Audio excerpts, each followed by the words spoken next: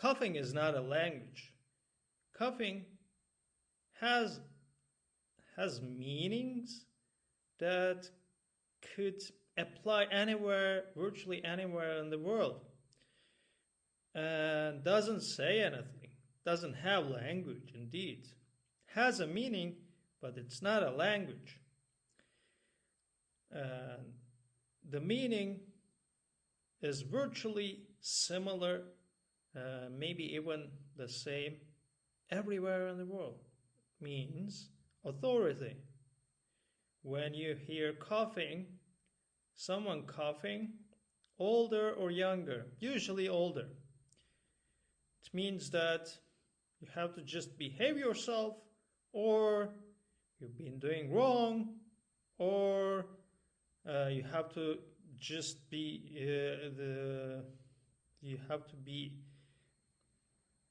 you have to watch whatever you say, warning,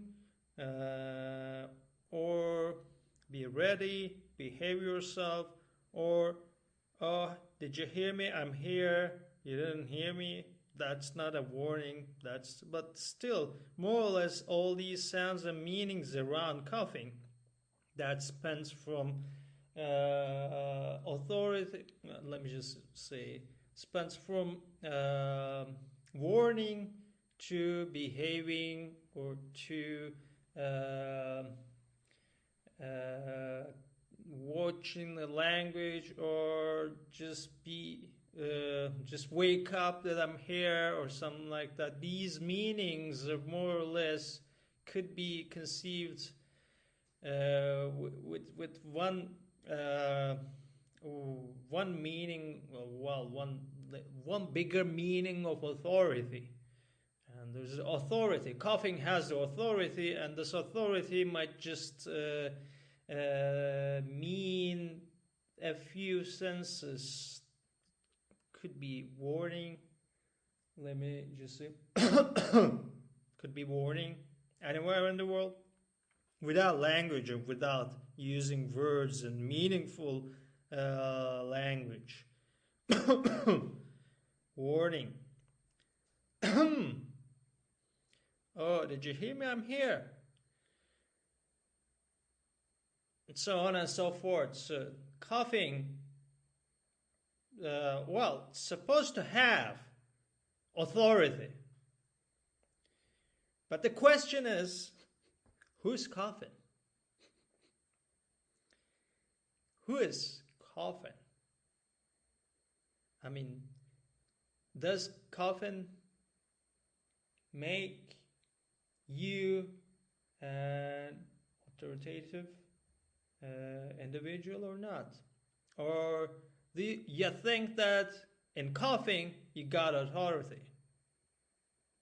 That could be one of the questions. You think that in coughing, just because you just coughed, you got authority over whoever you're coughing to. Well, that would be a mode of illusion,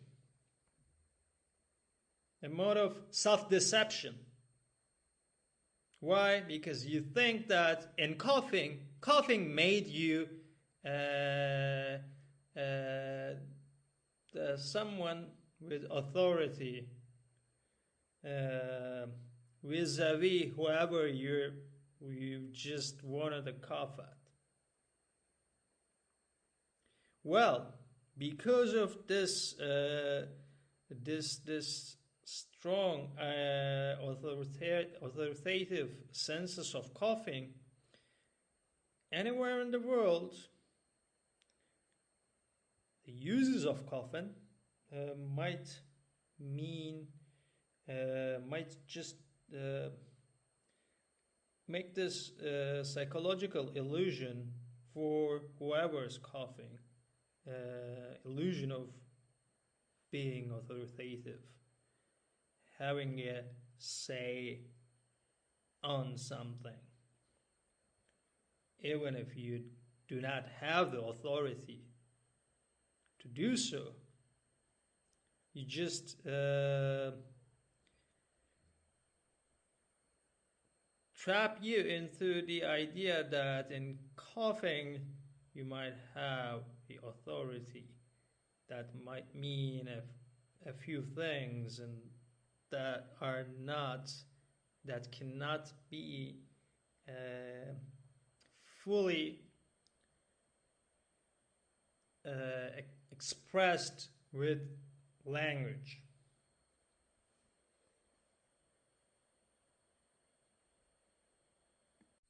No matter what the context might be, coughing could also be good for health in terms of opening up space for food, lounge, dinner, appetites as well. If not the last nor the least, there's in Islam there is in Quran there's a surah for kafirs, but kafir here is the word the play of words on my part, because kafir and that jargon and that surah or I don't know maybe that's an English term as psalm or whatever. There's a surah in Quran for kafirs, but not the kafirs, not the atheists. I mean, kafir means atheists or disbelievers. There's a surah about how the great powers of the God Allah were bestowed to His Prophet Muhammad to kill kafirs, atheists, to just as well as to get rid of the atheist or disbeliever. Disbelievers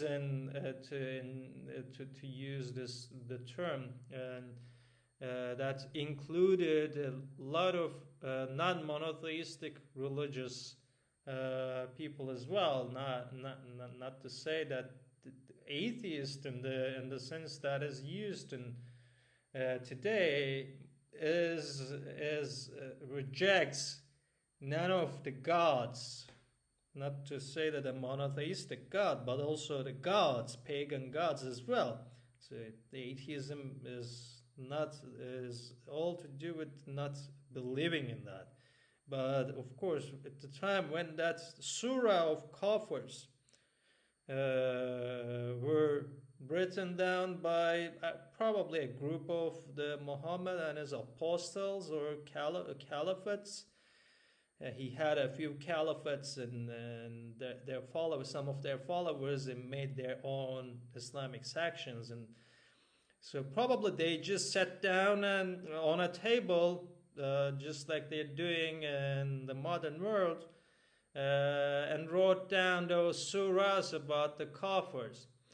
Here, kafir is not kafir, but atheist. That's the meaning of the term. And coughing in that sense means that you are a kafir.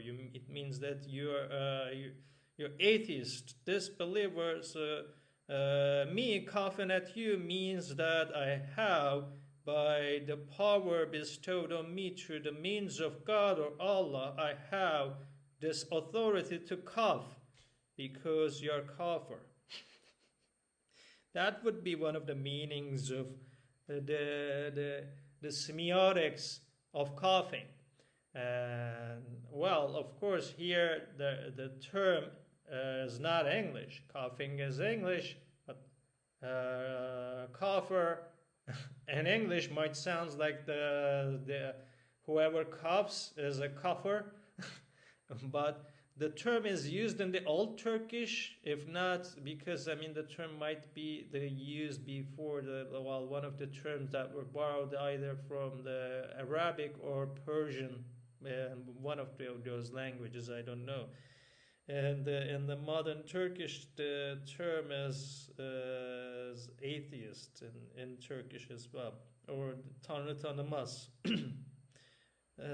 God, God, God recognized or something like that. These are the terms that are used in modern Turkish.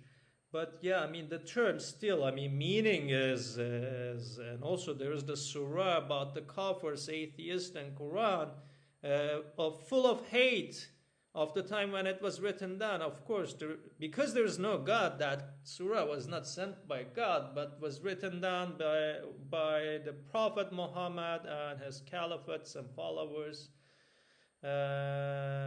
whose words were inscribed and probably on the pieces of paper, which was compiled a few decades after, I don't know, a few decades following the idea was there that there's a holy book called Quran or something, because that's the science of the history says that there was no Quran, but there was just like the rumors and ideas and pieces of papers that told the great stories of taking down kafirs and getting rid of the old gods and so on. It's like spreading the message by the ear, not in the written sense, which followed a few decades after. So I mean, in as much as in Christianity as well, the books were written after the fact, and the process or the duration of writing the books spread across decades, and all the three grand and great religions whose prophets and the predecessors and their ancestors might have just passed the knowledge of the God to generations, and all these religions of one God, the the narratives, the grand narrative in all these religions was not did not down they didn't the prophets didn't download the books from Allah or God or Allah, just one settlement, and they had to just adapt and revise and rephrase and then spread the word or the images or and so on and so forth. So well, these books, all of the books are written down by either the prophets or their followers or their apostles or caliphates or whatever it's called in Judaism. So the books, well, to me, what's more interesting is not their official predecessors or whatever. I mean, in just like the Pope or the caliphates or the whatever the leader of the synagogue, the grand synagogue, and in Israel, maybe. But the philosophers of these religions, because I mean, a lot of philosophers in all these religions turned out to be atheists. After really getting to the core of the idea, they are like, I mean, there's no God. Well, some of these philosophers, they just like end up with the idea of God, and they were like, oh, let's just have enjoy the world and write, I don't know, novels, poetry, theater plays, or philosophy. Let's philosophize. Do I don't know astronomy or whatever.